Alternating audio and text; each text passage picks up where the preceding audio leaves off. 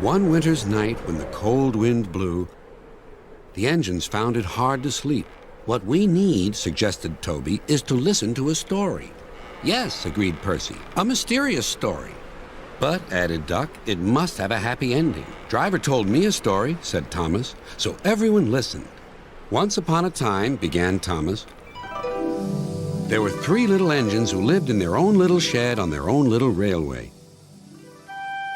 Their names were Duke, Stuart, and Falcon. Duke was the oldest and was named after His Grace, the Duke of Sodor. He was proud of this and loved to keep the little engines in order.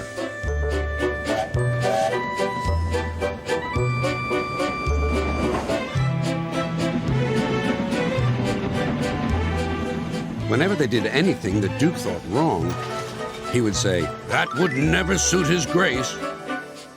Other engines came and went, but Duke outlasted them all.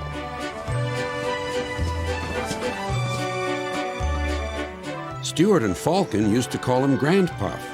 They were fond of him, but they got very tired of hearing all about His Grace. Sometimes they would tease him and chant, "Engines come and engines go. Granpuff goes on forever." "You impertinent scallywags," Duke would say. "Whatever are you engines coming to?" "Never mind, Granpuff. We're only young once." "Well, you'd better mind, unless you want to end up like Smudger." "Oh, Granpuff, whatever happened?"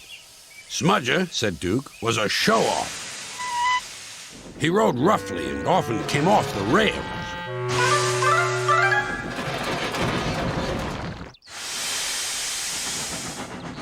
I warned him to be careful, but he took no notice." "Listen, Dookie," he snarled.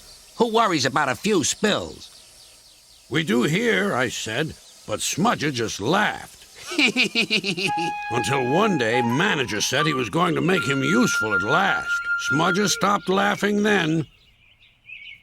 "Well, why? What did he do?" "He turned him into a generator. He's still out there behind our shed. He'll never move again." After that, Stuart and Falcon became really useful engines, and all 3 were happy together for many years.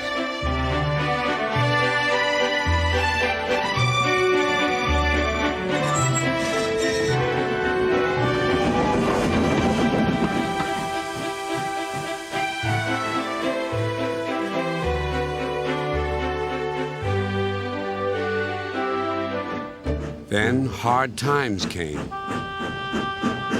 The mines in the hills closed, and the railway was closed too. People came to buy the engines. "We'll take Stuart and Falcon." No one wanted Duke. They thought him too old. "Cheer up, Granpuff," called Stuart. "We'll find you a nice railway, and then you can come and keep us in order." They tried to be brave and cheerful, but no one really thought their dreams would come true. Duke's driver and fireman oiled and greased him one last time. They sheeted him snugly and said goodbye.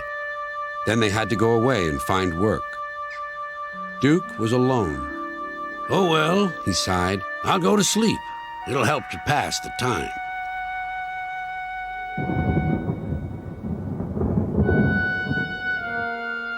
Winter torrents washed soils from the hills. Trees and bushes grew all around.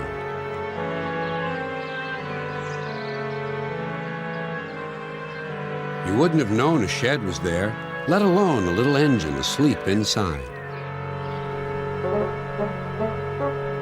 "That's not a happy ending," cried Percy. "Ah," murmured Thomas, "there will be one, but that'll have to wait until next time."